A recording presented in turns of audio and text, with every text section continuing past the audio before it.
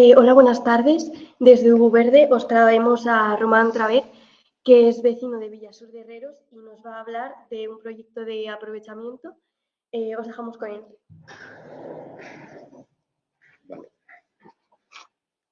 Gracias, Ana, y gracias a Hugo Verde y a Luis por darnos la oportunidad de venir a traeros aquí a un trocito de lo que sucede en el pueblo y en el mundo rural y en la cotidianidad de nuestras vidas allí, con los trabajos y con los proyectos que estamos desarrollando y que estamos planteando.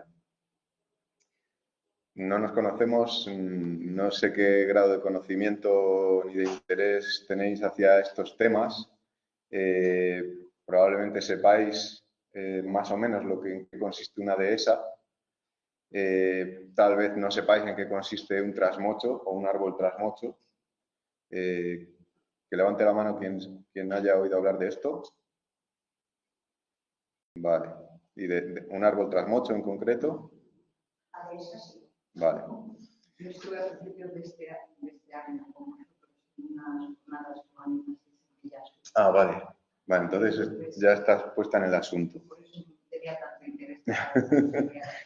Me alegro de que despertara interés aquella jornada. Vale, espero que eso suceda también en esta ocasión y que no sea al contrario, que desincentive vuestro interés. Intentaré que no sea así. Bueno, no tengo una exposición muy estructurada.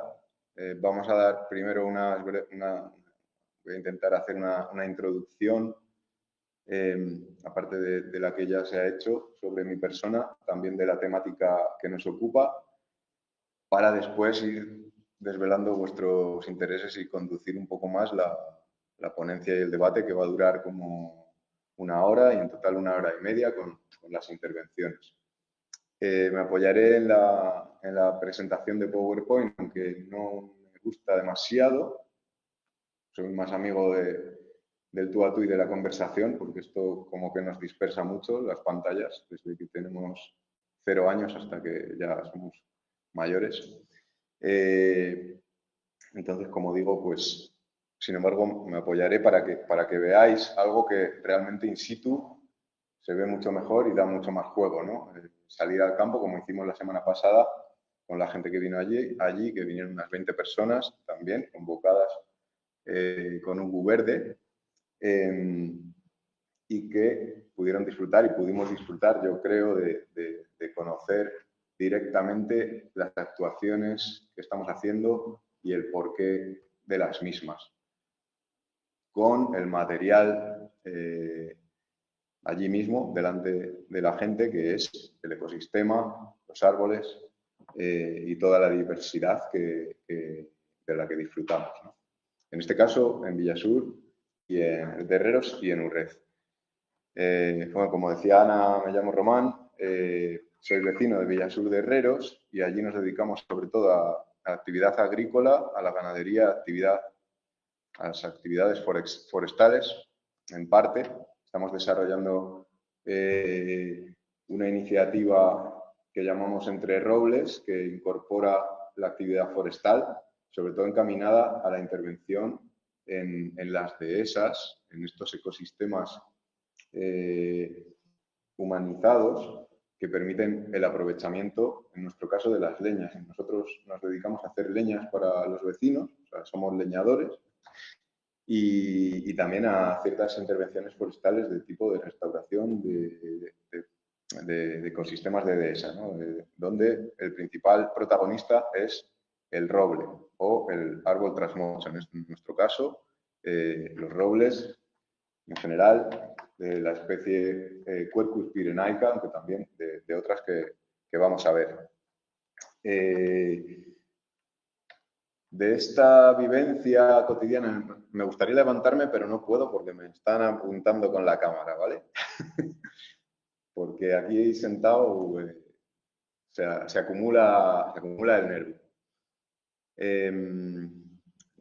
De estas vivencias, como decía, y de también relaciones con personas y allegados que están en una misma situación, que trabajan en el pueblo, que trabajan con el ganado, que trabajan en el monte, vienen nuestras preocupaciones por la deriva y por la evolución que están tomando los ecosistemas de dehesa y nuestros bienes, voy a decir, vecinales. Nuestro patrimonio vecinal, básicamente el monte. Esta preocupación se debe, primero, a observar cómo degenera un ecosistema que necesitamos para nuestra propia subsistencia, como ganaderos, como leñadores, como gente que necesita los recursos del pueblo para abastecerse directamente, que es la razón de ser que dio lugar a este patrimonio inmenso, inconmensurable casi, que tenemos en la península ibérica, que son los ecosistemas de dehesa, adehesados, ¿vale? Entonces, esta evolución, caracterizada sobre todo por el abandono, en otras zonas es al revés, en otras zonas es la superexplotación de las superficies de dehesa, sobre todo en las del suroeste, es la que genera esta preocupación. Ver el abandono, la pérdida del conocimiento asociado a la gestión y al uso de estos recursos y de estos ecosistemas, y también el cada vez mayor protagonismo de, voy a decir, los poderes estatales en la gestión de nuestros patrimonios forestales, ¿vale? Lo cual deriva en una erosión de nuestros derechos como vecinos a la gestión y el uso del patrimonio vecinal, comunal inicialmente, público en la mayoría de los casos actualmente. Como digo, erosiona estos derechos y erosiona nuestra capacidad de intervención y de decisión sobre los mismos. El derecho consuetudinario al uso de los montes vecinales viene de hace ya más que milenios, ¿vale? La realidad de las dehesas como ecosistema procede de la prehistoria, del Neolítico Medio, ¿vale? Estamos hablando de 4 milenios antes de Jesucristo, ¿vale? Entonces, hace 5 o 6 milenios los ecosistemas ya se empezaron a dehesar en la península ibérica debido al uso de las poblaciones mucho menores que las actuales, a través del ganado y a través de una agricultura también incipiente, sobre todo a partir con ayuda de la quema, ¿no?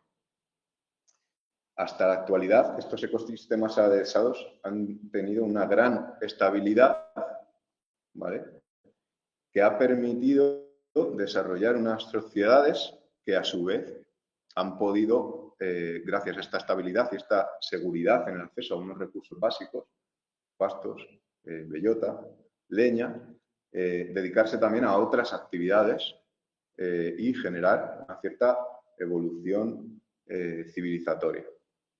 Vale, pues estos ecosistemas y estas sociedades, sobre todo estas sociedades, necesitaban estos recursos, ¿vale?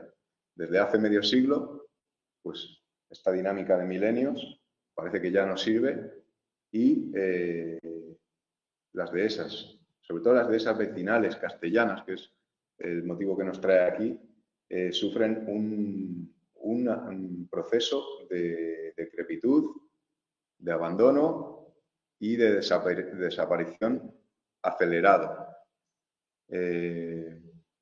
iniciado, como digo, por el abandono de la práctica tradicional de los aprovechamientos tradicionales y potenciada en las últimas décadas por las políticas agrarias, sobre todo por la política agraria común en lo relacionado con la ganadería. Lo cual no quita para que los municipios y las corporaciones locales, las juntas vecinales, tengan una grave responsabilidad en lo que está ocurriendo. Bueno, pues de todo esto deriva nuestra inquietud, porque estamos subidos a los robles viendo cómo cada vez se piden menos suertes de leña, cómo intervenimos sobre superficies minúsculas en relación a las superficies enormes de dehesa que tenemos en Castilla, en Burgos y aterrizando ya en la Sierra de la Demanda y en nuestros pueblos. Entonces, y observamos cómo la gente deja de subirse a los robles, de gestionar su patrimonio y de utilizar la leña para sus estufas o para, como ya se ha dejado de utilizar prácticamente, para sus cocinas o para los hornos, ¿no? Entonces, nosotros, cuando hablo de nosotros, hablo de este grupo de gente que todavía nos relacionamos de esta manera con el monte, aquí y allá, porque este proyecto se desarrolla también en Madrid y en Segovia. Intuimos que, a pesar de lo dicho, el patrimonio forestal y los ecosistemas adhesados suponen una gran riqueza y una gran oportunidad para poder desarrollarnos, sostenernos en los pueblos e imaginar, y en esto se relaciona también con los patrimonios comunales, unos ciertos futuros un poco más halagüeños de los que vislumbramos, sobre todo por una relación más directa y más saludable con el territorio.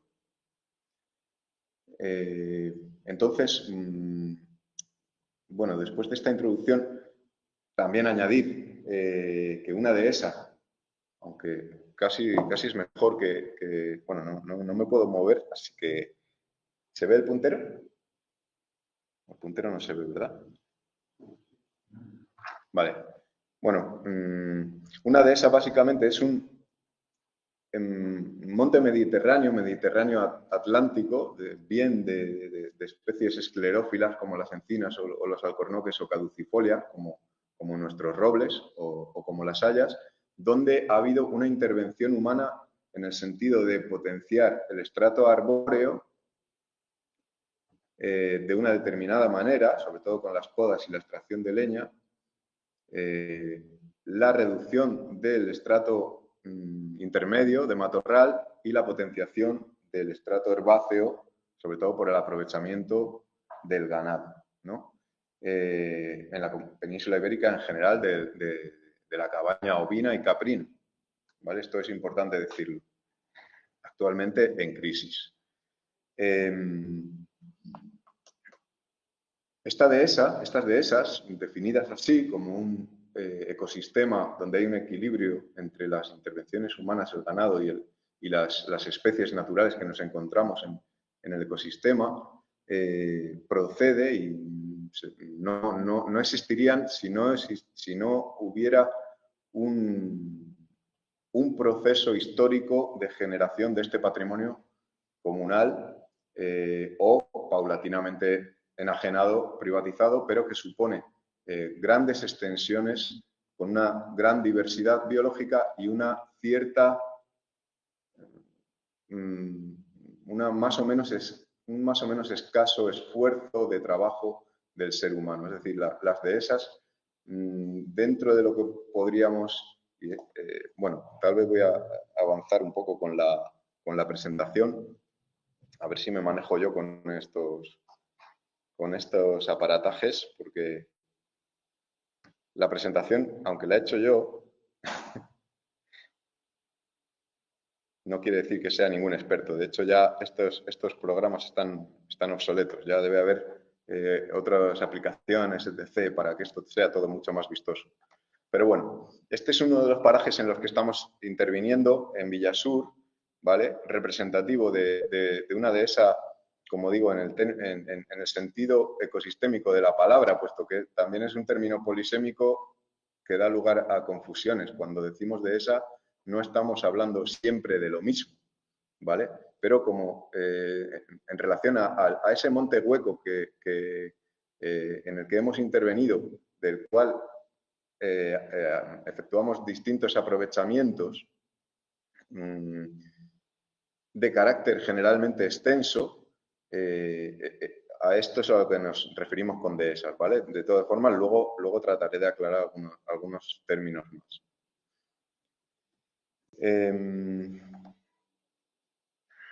A ver, que me parece que no estamos en el principio, ¿no? ¿Sí? Vale, esto sería para que nos hagamos, y entran dentro de los planes nacionales de dehesas y las que hay que potenciar y demás, porque curiosamente son grandes propiedades privadas que devienen de usurpaciones en general al patrimonio concejil desde época medieval, usurpaciones que se han realizado de muy diversas maneras, que están documentadas y de las cuales os voy a dar algunas referencias, ¿vale? Porque generan un gran valor añadido en sus producciones, el cerdo ibérico, el toro de Lidia, la vaca morucha, etcétera, etcétera, ¿no? El corcho también, el corcho y las leñas de encina y el carboneo, que también se sigue haciendo en este tipo de dehesas. Pero bueno, para acercarnos un poco a esta realidad. Y una realidad un poco más castellana son estas dehesas en el norte de Segovia de fresno, que es otro árbol tradicional de las dehesas que utilizamos, que se aprovecha también de muy diversas maneras.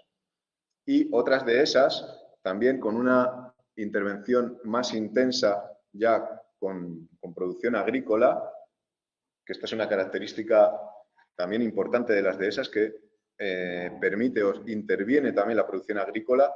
Las dehesas se han roturado, sobre todo en épocas y en siglos más recientes, a partir sobre todo de la mercantilización de las producciones agrícolas y también de las necesidades, sobre todo del Estado y de la Corona, de extraer unos tributos de unos bienes y de un trabajo que hasta entonces no estaba, digamos, contribuyendo con los costes de la Corona, que sobre todo, y esas necesidades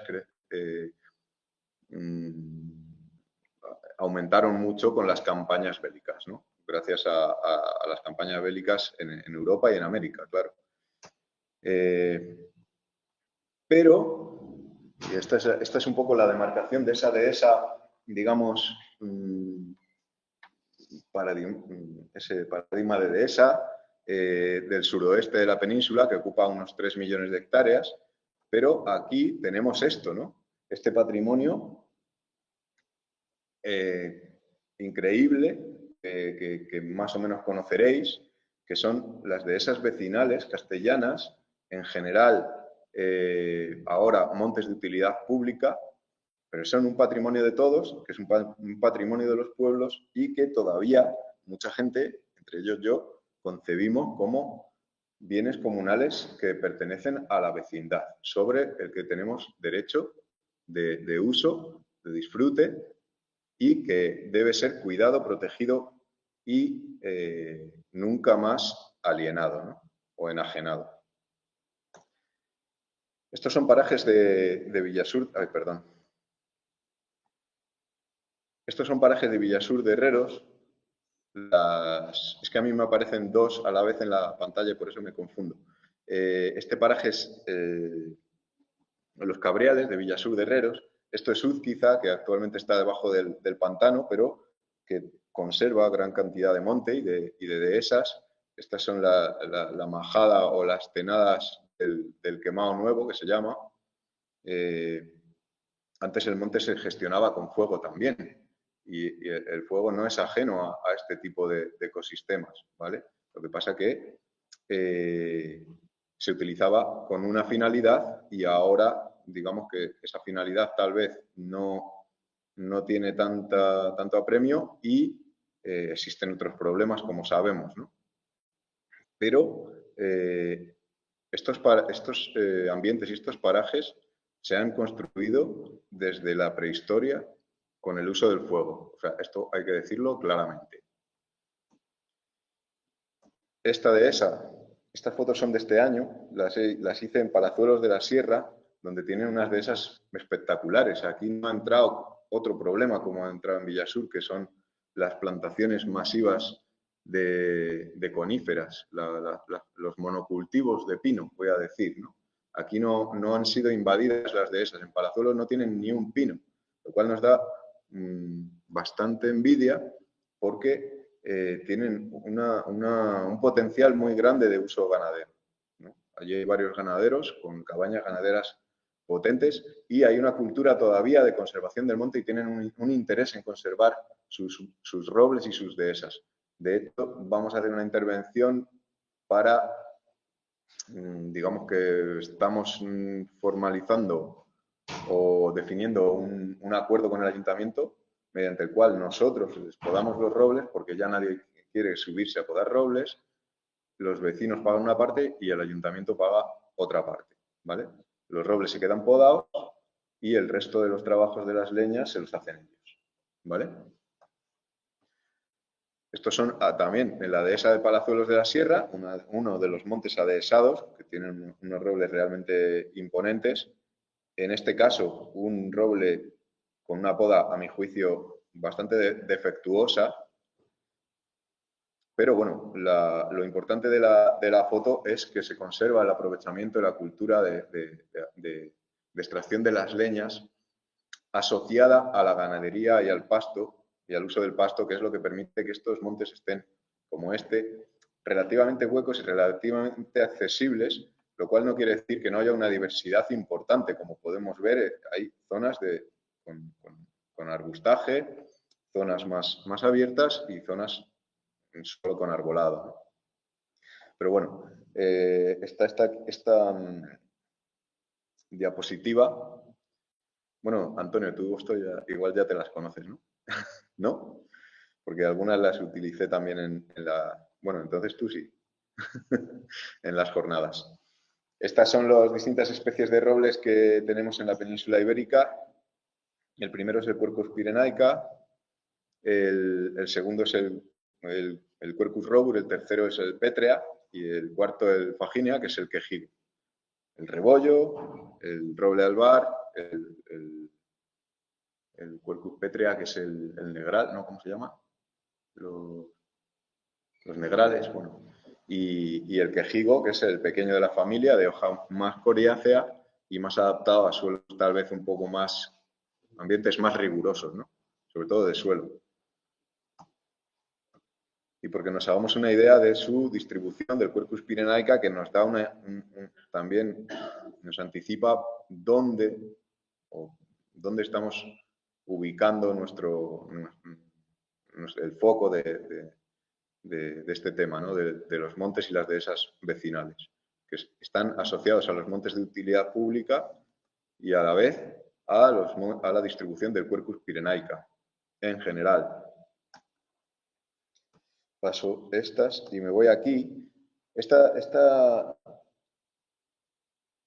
foto no es de Burgos, no es de Castilla y León, es de Cáceres, ¿vale? Y hace referencia a un yacimiento arqueológico que se está estudiando el paleoecosistema de aquel donde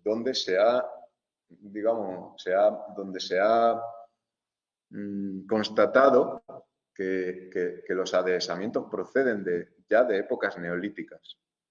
Aunque han evolucionado, en general se han expandido por el incremento de la población, sobre todo, y el asentamiento de más poblaciones, y también han ido cambiando de gestión a medida que la sociedad o las civilizaciones han ido pasando por la península ibérica. Bueno, al hilo de esto tengo que decir que yo no soy historiador ni catedrático ni gran experto en historiografía ni en prácticamente nada. Entonces, llego hasta donde llego. En este yacimiento y en otros de Cáceres y también en Huelva se han hecho lo que llaman los estudios palinológicos. ¿Sabéis lo que es? Bueno, sí.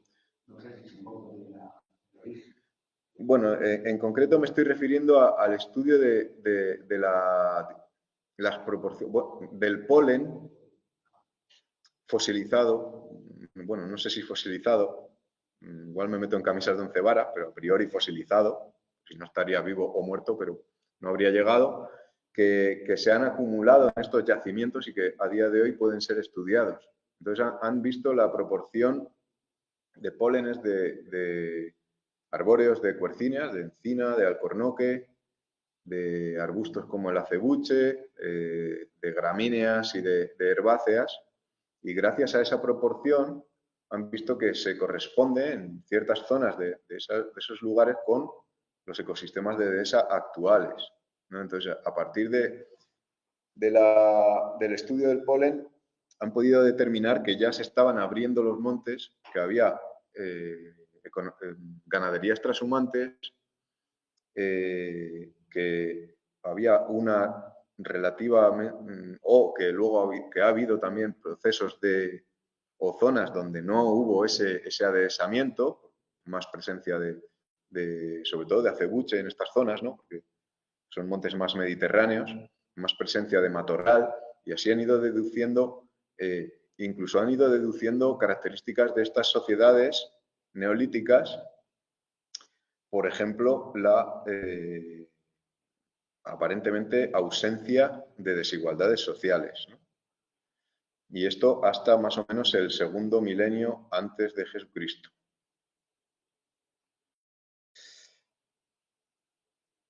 Bueno, me resultaba bastante elocuente y curioso este asunto del polen, porque nos hace remontarnos en estos ecosistemas muy atrás. Si bien su evolución, gestión y cómo lo conocemos hoy se debe más a la época altomedieval y a la gestación, digamos, de la sociedad comunal y de los patrimonios concejiles.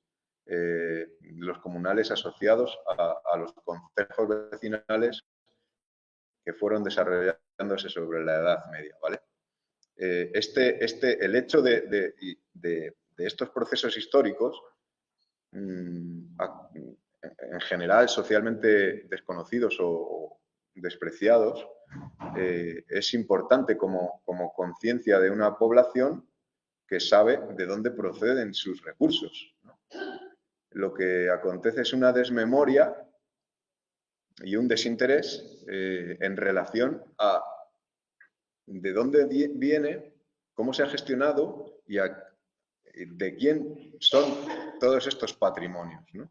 Porque a lo largo de la historia y actualmente ocurre que nuestras dehesas, y sobre todo en las dehesas del suroeste, ha habido procesos de usurpación, y esto está atestiguado y podría daros algunas referencias muy potentes. Por ejemplo, en Cáceres capital, desde su fundación o su conquista, no sé cómo llamarlo, gozó de un patrimonio comunal, la ciudad de Cáceres, inmenso, adhesado, ¿no?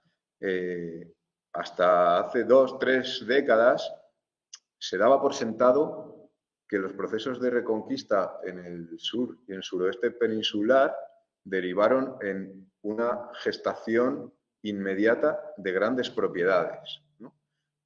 Y de latifundios, lo cual se ha visto y se está viendo por cada vez más estudiosos del tema, que no es verdad. Hasta Andalucía y hasta la repoblación y la conquista de tierras andaluzas, pasando por Extremadura y la Extremadura castellana, la repoblación se hizo a base de villas y tierras comunales asociadas a sus concejos, ¿no? Gestionadas por sus concejos, que posteriormente, debido a las distintas presiones y al incremento de poder de la aristocracia y de la corona, fueron usurpándose muchas veces a base de generar documentación falsa sobre, por ejemplo, prerrogativas de la corona que hacían una concesión X supuesta a una determinada familia, familias que a día de hoy gozan de estos patrimonios, ¿vale? O sea, que el estudio de esta evolución y de esta historia de nuestras dehesas tiene implicaciones en la actualidad.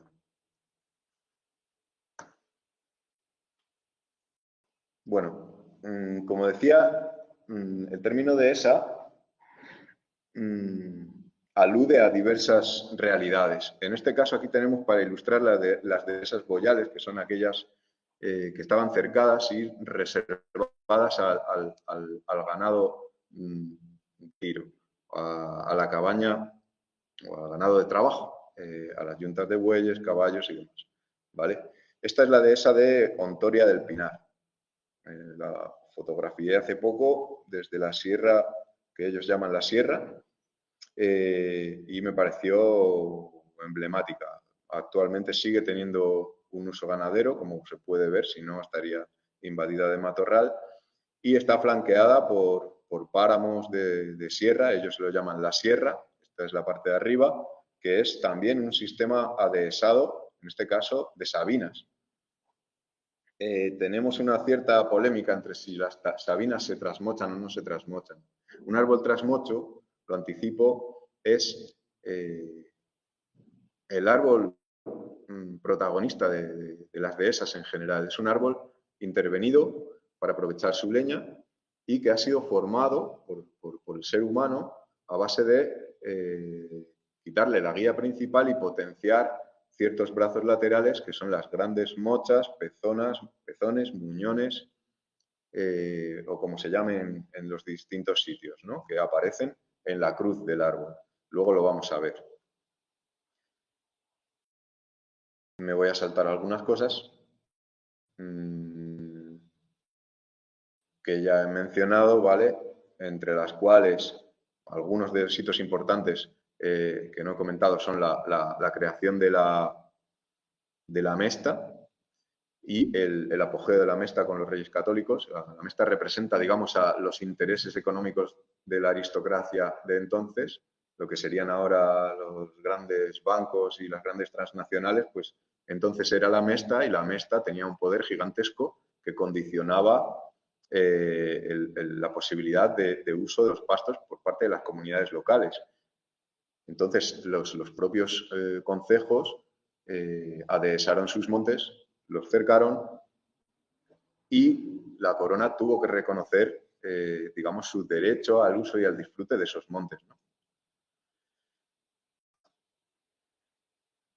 Algunas notas sobre la reconquista que ya he comentado, ¿vale? Y algunas características de las dehesas. Esto es una dehesa también del norte de Segovia, de pino. A mi juicio es un pino trasmocho que tiene una copa abierta. También se observa ramoneo, aunque es pino, porque está todo al mismo nivel, las ramas bajeras están al mismo nivel, y no muy lejos de allí, fotos también cedidas por una colega, enormes sabinas que forman también dehesas, que a mi juicio también han sido trasmochadas, no sé si con ánimo de sacar leña o por qué, pero bueno, aquí tenemos polémicas entre distintos podadores, ¿vale?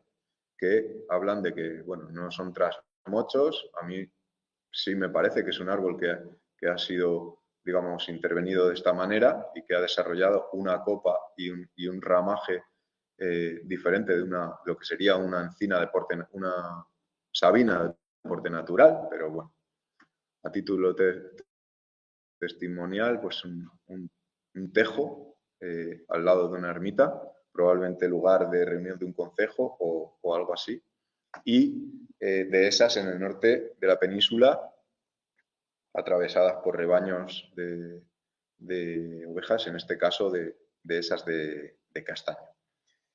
Más o menos ya sabéis lo que es una dehesa y un árbol trasmocho. ¿Tenéis alguna observación, alguna pregunta hasta este momento? ¿No? ¿Es de vuestro interés lo que estoy diciendo? Más o menos. ¿Sí? Vale, bueno. Bueno, pues entonces yo sigo, ¿vale? Me parece ilustrativo, este lo puse en las jornadas, este gráfico, ¿te acuerdas? No me acuerdo. Vale. Pero es interesante. Este gráfico representa, digamos, bueno, más o menos la biodiversidad existente en distintos tipos de ecosistema en relación con la intensidad del manejo. En el eje vertical está, digamos, representada la biodiversidad. Cuanto más arriba, más diversidad. Y en el eje horizontal, cuanto más a la derecha, más trabajo, más intervención humana, más intensidad. En esa punta de menor diversidad y más intervención humana o más intensidad están los regadíos, los monocultivos, como es lógico. Y en la esquina opuesta están los espacios naturales, entre comillas, porque de esto también hay mucho debate sobre qué es un espacio natural.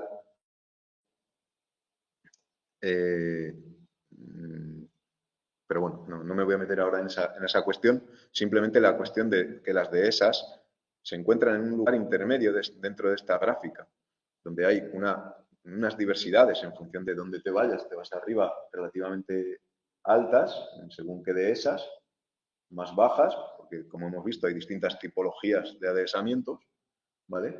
Pero en general con un relativo desde bajo a relativamente más alto, pero intermedia intensidad en las intervenciones, ¿vale? Y ejemplos de biodiversidad de invertebrados asociados sobre todo a los huecos, a las maderas en distintos grados de descomposición que se asocian a los árboles trasmochos, que son la inmensa mayoría de los miles y miles de árboles que conocemos de gran porte que están en nuestros montes, ¿no? Vale, esto me lo voy a saltar. Tengo que pasarlo así porque si muevo esto, igual no puedo volver a donde estábamos, ¿vale?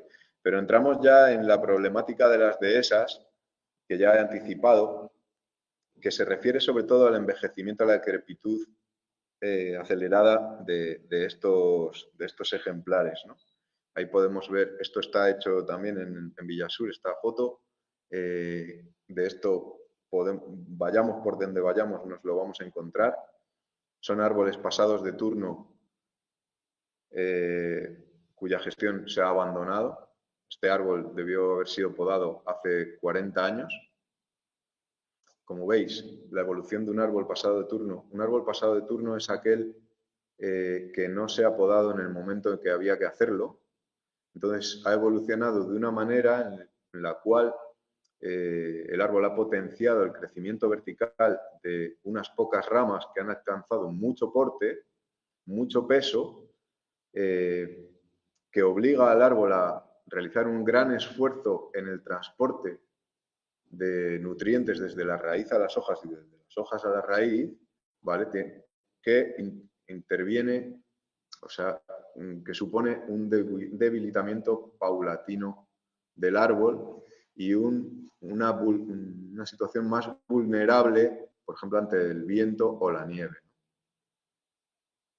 También implica que hay una competencia mucho mayor por la luz con sus congéneres de alrededor y, por lo tanto, una eficacia fotosintética mucho menor, ¿no? Tampoco me voy a meter demasiado en temas de fisiología del árbol, porque, como he dicho, tampoco soy un experto en biología. Simplemente decir que el árbol necesita un cierto equilibrio entre esta eficacia fotosistémica, la salud radicular, ¿vale? Un equilibrio con sus condicionantes del entorno, y cuando se rompe ese equilibrio, por ejemplo, con una competencia muy grande con otros compañeros, digamos, otros árboles, el árbol sufre, ¿no? Sobre todo porque es un monte intervenido donde un equilibrio secular se está rompiendo, ¿no? Aquí podemos ver también este es el paraje de las tijeras que llamamos de vetustos árboles trasmochos con este desarrollo vertical de 3 o 4 o una rama y cómo el árbol se deshace de las ramas laterales, ¿vale? Se deshace porque no es que se deshaga de ellas, sino que mueren por falta de luz, básicamente, ¿no? Y por competencia por la luz. El roble tiene mucha competencia por la luz. Y aquí tenemos una foto interesante que también corresponde a Palazuelos. ¿Y alguien sabe interpretar esta foto de Palazuelos de la Sierra?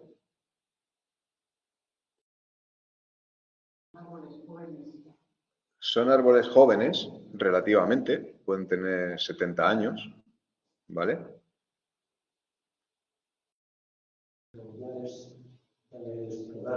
Sí, sí. Lo que se observa, y esto es algo que ni siquiera en Palazuelos ya lo interpretan así o lo reconocen, es un adhesamiento reciente. O sea, este es un monte que en algún momento del pasado siglo el concejo de Palazuelos o el ayuntamiento, lo que fuera ya en su momento, junto con los guardas forestales que ya existían, decidió hacer un adhesamiento en un monte de árboles jóvenes, los trasmochó, esos árboles. Luego os explico cómo se hace un trasmocho si tenéis interés, cómo se da forma, digamos, a un roble, ¿no? Porque el roble llamamos a un árbol ya maduro intervenido por el ser humano. El resto son matorros, rebollos, pero la palabra roble la destinamos a un árbol de porte globoso que deriva de una intervención humana.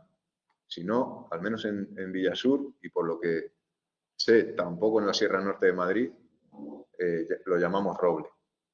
¿De acuerdo? Bueno, pues sí, estos son trasmochos jóvenes que tuvieron esa primera intervención de cortarles la guía principal, de dejarles una, dos o tres mochas o brazos laterales.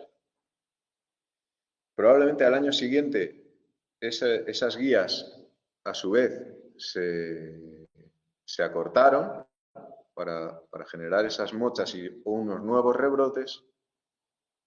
Y las siguientes intervenciones que hubieran sido pertinentes ya no se realizaron. A partir de hace 70, 80, 60 años, este monte se abandonó.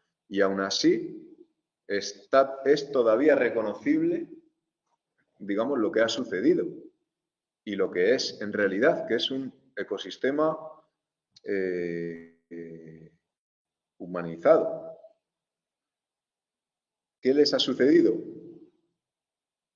Que los brotes que han desarrollado o que desarrollaron en su momento, bueno, la mayoría de los brotes los tiró, el propio árbol los secó y se desarrollaron 2, 3 en cada árbol y actualmente tenemos un monte donde no hay un aprovechamiento de las leñas, donde hay un gran sombreo sobre el pasto, con lo cual tampoco hay una eficacia en el uso, en el recurso pastable, y que no tiene, digamos, un sentido desde el punto de vista de su aprovechamiento, y tampoco lo tiene desde el punto de vista de su condición de monte natural, porque no lo es. Es un ecosistema o un monte abandonado, ¿no? A pesar de todo, como digo, a mí me causa cierta emoción darme cuenta de que esto se realizó con conciencia, con un determinado fin, con unas vistas de siglos a futuro, hace no demasiado tiempo. Bueno, como decía, uno de los motivos y una característica común al colapso de la sociedad rural es la desaparición o la crisis de la ganadería ovina, en concreto. No de la vacuna, no de la equina, no. El ganado ovino, la crisis del ganado ovino representa la crisis del mundo rural castellano. Por la intensidad que necesita de cuidados, el pastoreo, en su alimentación, de los suplementos de la hierba, de la paja, está asociado a la agricultura, a las rastrojeras, a la fertilidad de la tierra, ¿vale? Ahora se ha desligado la fertilidad de la tierra de los usos ganaderos. el aprovechamiento de la lana en las ropas, en los tejidos, en los colchones, o sea, en muchos lugares. Este ganado daba forma al ecosistema, ha dado forma al ecosistema y ha sido expulsado por la intensificación de la agricultura, básicamente. No tienen demasiadas rastrojeras, no tienen barbechos estos ganados, y por la competencia también de las cabañas ovinas de allende los mares, de Australia, de Francia, de Nueva Zelanda, etcétera, etcétera, ¿no? Pero bueno, y de los hábitos alimentarios actuales. Bueno, el caso es que la desaparición del ovino interviene o es un factor importante en la degeneración de las dehesas castellanas. Y que no hay pastores, ¿no? Claro, no hay pastores, pero ¿por qué no hay pastores?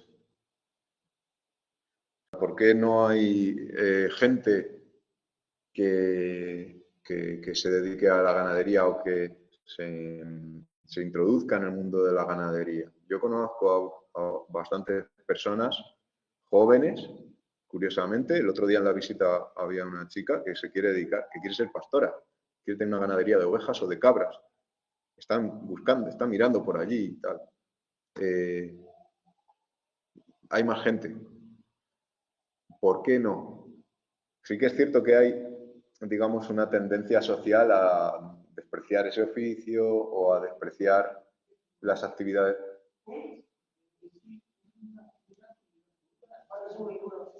Yo te digo porque en mi pueblo, vamos, esos que vuelan, en los que vuelan los pastores. Sí, también tienen fama las dehesas de allí, ¿no? Sí, tiene una de estas deliciosa. Pero es que son dos hermanos de allí, los que son de allí se han quedado, pero antes había vacas, antes había una niña, y quedan de los pocos pueblos que yo conozco que tienen, y además tienen, bueno, no sé cuántas ovejas, pero muchísimas. Y una de esas preciosa y todavía tiene eso, pero son dos que vivían allí, pero fíjate, es una zona que salas, que todavía no creo que haya mucho. Que quieran ser pastores, todos los días, sí. Bueno, trabajo muy duro. Sí, bueno. Sería estupendo, igual es que lo tendría que ser de alguna forma más rentable, no lo sé, pero que es un trabajo duro, son todos los días y los 365 días del año. Sí, es duro, aunque yo no lo he vivido. Es duro sobre todo cuando la sociedad que digamos, rodeaba esta actividad, que se apoyaba en ella, ha colapsado. Por lo tanto, la soledad actual del pastor es un factor determinante. Antes el pastor estaba acompañado en el monte estaba lleno de gente. Te vas a Marruecos, no sé si habéis viajado, y el monte está lleno de gente. No hay sensación de colapso rural. Un pastor puede encontrar, o una pastora, una pareja. No se va a quedar como esos dos hermanos ahí que se van a quedar ellos dos solos. O como ocurre. Sí. Sí, sí. Entonces, sí, a lo que iba. No sé si me encontrarías o no, pero son jornadas larguísimas. Sí. O sea, no son 8 horas, probablemente. Entonces, o sea, tú imagínate que si yo soy directora de una residencia de ancianos, o sea, y trabajo también los 365 días del año y las 24 horas. Y hay muchos turnos, mucha gente. Claro. Entonces, yo lo veo desde ese punto de vista. Sí. Creo, pues no, tienes que ganar mucho dinero, que tiene que costar muchísimo, claro. Para hacer jornadas de 12 horas. Claro. Porque crees que sábado también algo hay ahí también que falla. Claro, en su momento. No se puede hacer por amor. No. Claro, desde luego. Desde luego. Sí. En su momento había turnos. Había un pastor. El pastor estaba unos meses al año. Luego la familia o los aparceros que contrataban ese pastor se hacían cargo del mantenimiento, del sostenimiento de su ganado, ¿no? Eso desapareció. Podemos decir que en soledad y los 365 días del año es algo que la gente no quiere. Sin embargo, sí, sí, yo, vamos, tengo que decir con alegría que el rebaño que queda en Villasur lo ha acogido un chaval de 30 y pico, 30 y tantos años. Lo ha cogido un chaval que es el hijo del pastor que ahora se ha jubilado, ¿vale? Procede de esa familia, de esa actividad. Él está a gusto, está más a gusto trabajando ahí que en la fábrica donde estaba en Burgos. También tiene el apoyo familiar. Tiene apoyo familiar todavía. Y también en Villasur en concreto y también en otros lugares se está gestando como un cierto ambiente de complicidad entre la gente que nos dedicamos a esto y demás. Entonces, como que no hay una soledad, digamos, ideológica en esto, ¿no? Y hay una cierta complicidad y cierta colaboración, cosa que entre los ganaderos no es fácil de conseguir, entre los ganaderos. Más bien al contrario, y vuelvo a remitirme a las políticas agrarias, la política agraria comunitaria, que es lo que potencia es la competencia y la rivalidad entre los ganaderos y, por tanto, entre los vecinos de un mismo pueblo. O sea, esto es un drama y la potencia dura, o la entendamos así en la actualidad, hay gente que quiere, pero encuentra obstáculos que sobre todo se refieren a la vivienda y al acceso a pastos por, digamos, el acaparamiento tan grande que hay por parte de los pocos ganaderos que van quedando, sobre todo ganaderos de vacuno, ¿vale? Dicho esto, continúo. Gracias por las intervenciones de todas formas, porque si no, mi dinamismo no es demasiado. Bueno, esto es una matorrealización, estos son rebollos que crecen en un monte donde en algún momento hubo pasto y donde probablemente hubo un arbolado disperso característico del ecosistema de dehesa, ¿no? Es lo que nos encontramos en muchos montes actualmente, que permite un cierto aprovechamiento de leñas, pero que probablemente ni siquiera en cuanto a biodiversidad supere a un monte adhesado, puesto que aquí cobra mucho protagonismo el matorro de roble, que puede medir 20 metros de alto, que puede tener una gran densidad y que sombrea mucho el terreno. Es decir, hay digamos, una uniformidad muy grande del ecosistema, una uniformización muy grande del ecosistema. Bueno, como decía, unas pinceladas de la práctica del trasmocho, para que lo veáis, iba a decir, es una pena, porque este esquema de trasmocho luego tiene que venir acompañado del resto de intervenciones. Esto lo estamos desarrollando en unas guías de poda que vamos a publicar próximamente. También un documento de valorización de las dehesas y los trasmochos que estamos elaborando con retraso. Y en unos paneles informativos que vamos a poner en algunas de las zonas de actuación de Villasur de Herreros, de Urrez y de San Adrián, que ahora veréis. Y vamos a desarrollar, porque hemos recabado el conocimiento de cómo había que gestionar estos montes y estos árboles, cómo intervenir progresivamente a lo largo de años y de décadas hasta que esos árboles maduros entran en el turno y ya son podados junto a sus compañeros más o menos cada 15, 20, 25 años, dependiendo de la zona y del monte del que hablemos, ¿no? ¿Qué hora es? Porque me estoy extendiendo demasiado igual. Las 8:05, pues tenemos 20 minutos, así como mucho, ¿no? Menos. ¿A las 8:30? Vale, pues entonces vamos a darnos un cuarto de hora. 20 minutos. Menos. Vale. Bueno, el sentido del trasmocho entiendo que se intuye que es generar un monte adhesado con una compatibilidad entre una diversidad de aprovechamientos. Los pastos, las leñas sobre todo, la bellota, de la cual no hemos hablado, la miel, también un aprovechamiento que en su momento en ciertos lugares se aprovechaba de forma comunal o se subastaba, el carboneo, actualmente otros usos más asociados a lo lúdico, al ocio al aire libre, a la micología, etcétera, etcétera. Pero digamos que el sentido del trasmocho inicialmente era un aprovechamiento sin necesidad de acabar con la vida del árbol y haciéndolo compatible con el aprovechamiento bajo sus ramas del pasto, ¿no? Además, la generación de unos microclimas asociados a este tipo de arbolado.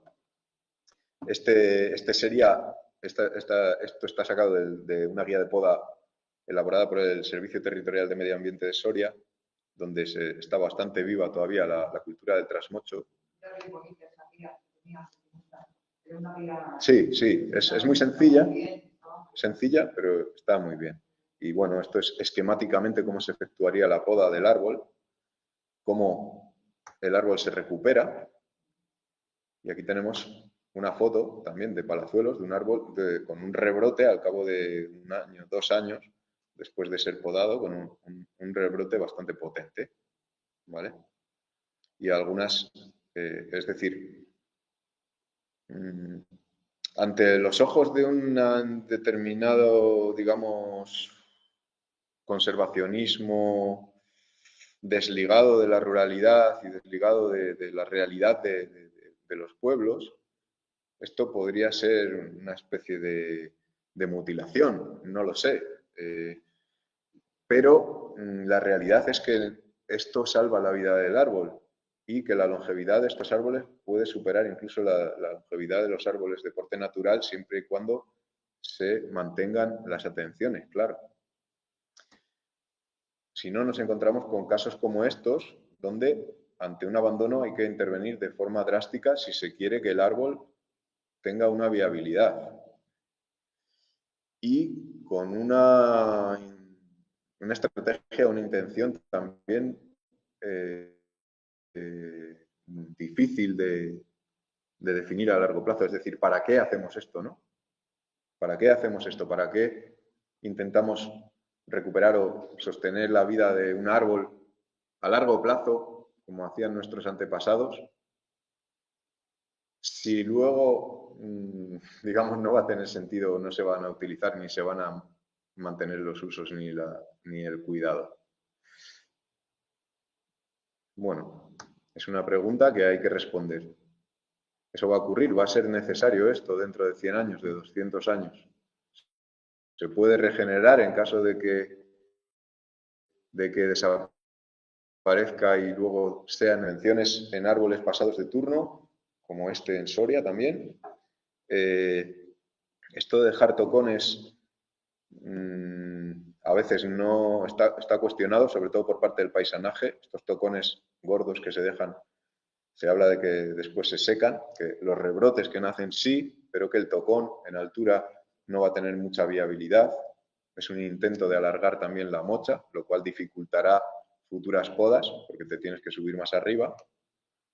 Pero bueno, particularidades. Y lo que os decía relacionado con la anatomía vegetal del árbol, está su fisiología y su equilibrio fisiológico que comentábamos antes, sobre el cual también deseamos intervenir con el trasmocho, y que se descompensa con el abandono o con las malas prácticas de poda que también existen. Y una de las motivaciones también de este proyecto Ecoforgam, que no lo he comentado, es importante comentarlo, importante por las subvenciones que hemos recibido para realizarlo, claro. Por parte de la Fundación Biodiversidad, de los fondos estos de recuperación y resiliencia, que nos han llegado a través de esto, de la Fundación Biodiversidad. Y bueno, que es mi deber comentarlo, ¿no? A este proyecto que se llama Ecoforgan, bueno, esto lo voy a comentar ahora. Siento que no poder extenderme en en el significado de todos estos esquemas que atañen ya a la práctica y a las técnicas de poda, ¿vale? El proyecto Ecoforgan atañe a 3 pueblos, Villasur, Urrez y San Adrián, que están aquí, Villasur, Urrez y San Adrián. Estas son las intervenciones en el monte de la Solana, monte de utilidad pública de la Solana, en 2 majadas, del Matorro y de las Fólicas. También en la Piñuela, del cual he mostrado antes alguna foto, las Matas y Costaido en Urrez, y la dehesa en San Adrián, un paraje muy interesante, donde hasta recientemente, o pocas décadas atrás, todo el vecindario metía su ganado. Son unos pastos bastante ricos que se habían, digamos, matorralizado casi completamente, y ahora bueno, hemos hecho una intervención de desbroce. Estas son fotos antiguas de cómo todos esos son árboles trasmochos. Fijaos, esto es un área relativamente pequeña en Villasur de Herreros. En el Monte del Robledo también, junto al pantano. Estas 2 fotos están hechas, corresponden con lo mismo, hace 60 años y en la actualidad, con el pantano. La matorrealización, la competencia del pinar espontáneo a partir del pinar introducido, que genera un envejecimiento rápido de los robles. Como podemos ver, otra vez el esquema en vertical, característico de un árbol pasado turno que lo está pasando fatal. Esta foto se me ha colado otra vez. Árboles pasado turno sobre los que este ya está podado, sobre el que hemos intervenido, y el paraje de la Piñuela, de las tenadas de la Piñuela, que digamos que ha quedado, digamos, de esta manera. Leñas que ya se ha llevado el paisanaje, y allí podéis ver aquella zona dentro de la inmensidad de la sierra es ridículo. Es donde se ha intervenido de esta forma un tanto formativa, anecdótica, digamos, aunque se ha extraído leña, bastante, pero con un ánimo, no sé cómo decir, ejemplificante, ¿no? O de proyecto piloto. En Urrez, las prácticas de las podas, cómo queda el monte después de podado, que parece que ha caído una bomba nuclear, pero cómo el monte rebrota, tanto el pasto con más luz, y cómo el roble se recupera rápidamente al año siguiente, quedando las leñas ordenadas después de estos trabajos forestales. Los desbroces que hemos acometido en algunas zonas mecánicamente. Luego corresponde al paisanaje y a las juntas vecinales, los ayuntamientos, hacer una gestión, introducir ganado, ser posible para mantener esto que se ha hecho, porque si no, en pocos años se vuelve a perder. Actividades formativas de motoserrismo, de poda, de también seguridad y poda en altura, entrenamientos también en motoserrismo antes de subirnos a los árboles. Estos son simulacros que hacíamos para, antes de subirte a un roble, estar familiarizado con la motosierra, con las medidas de seguridad, etcétera.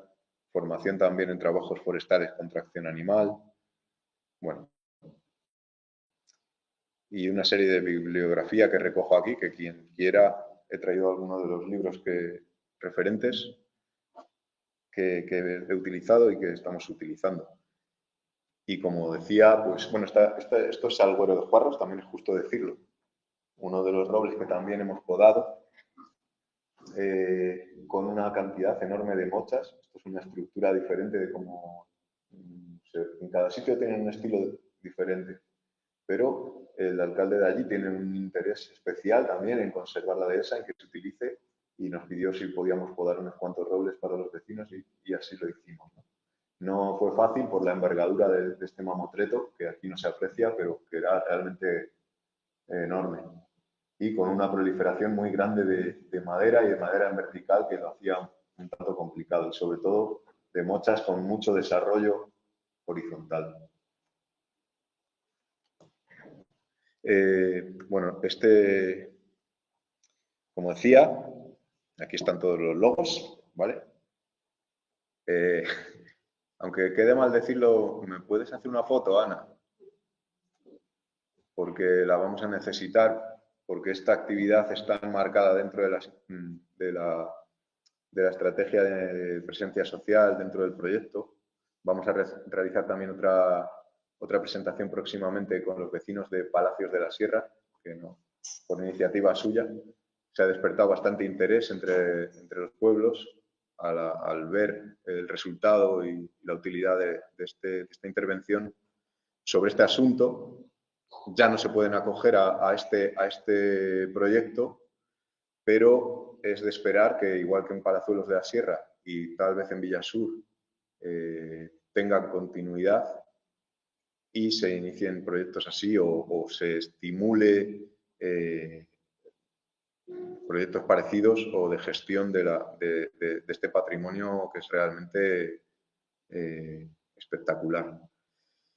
Bueno, lo dicho, si alguien tiene un interés mayor, le puedo enviar documentación, puede visitarnos allí en Villasur, a la gente de Entre Robles y del Puchero de Villasur, y en cualquier momento organizar alguna actividad relacionada o simplemente compartir un rato hablando y visitando estos lugares.